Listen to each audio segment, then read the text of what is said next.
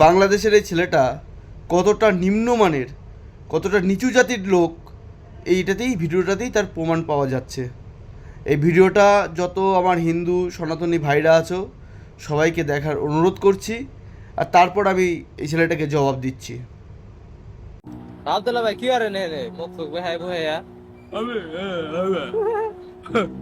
কথা কেডা এটা কেটা কইতাছি দাঁড়াও।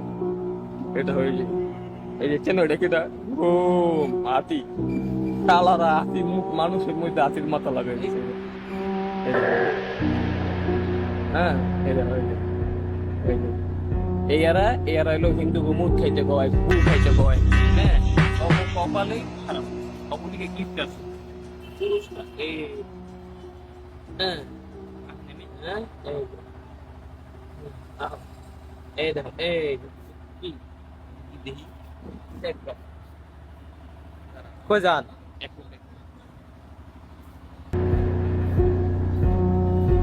কি খোঁজেন কি খোঁজেন কোনটা দেখতেছ তো জাগিয়ে না বা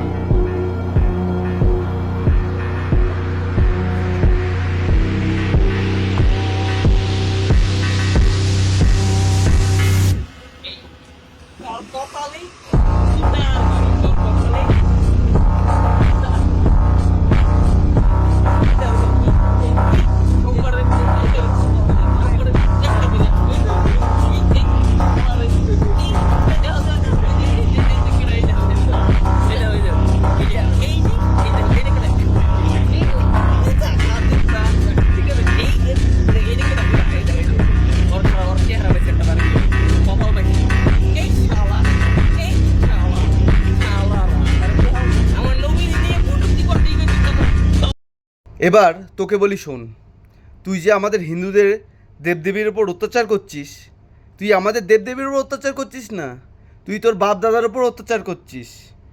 বিশ্বাস না হলে তোর বাপ দাদাকে গিয়ে জিজ্ঞাসা করিস, কারণ তোরা সবাই আগে হিন্দু ছিলি, জাতি বদলিয়ে তোরা মুসলমান হয়েছিস। আর তোরা বড় বড় কথা বলিস না, ওই যে মক্কাতে যাস হজ করতে, জিজ্ঞাসা করে আসিস মক্কার ওই কাবা ঘরের ভেতরে শিবজির শিবলিঙ্গ আছে, ওটাই তোরা হজ করে আসিস। বুঝতে পেরেছিস? ভালো, আমি বিশ্বাস না হলে যে তোর বাপ দাদাকে গিয়ে জিজ্ঞাসা কর, সে বলে দেবে। ঠিক আছে? জমজমের পানি, গঙ্গার জল। বুঝতে পেরেছিস? ওই মক্কাও হলো আমাদের হিন্দুদের। লড়াই করতে গেলে অনেক বড় লড়াই, কিন্তু তোরা জানিস না, মূর্খ জাতি তো, তো মূর্খ। তোদের কি শিক্ষা দীক্ষা আছে? কোনো শিক্ষা দীক্ষা নেই তোদের, মূর্খ জাতি। আজকে তুই ভগবানের ওপর জুতো মারছিস না, তুই তোর বাপ দাদার উপরেই জুতো মারছিস।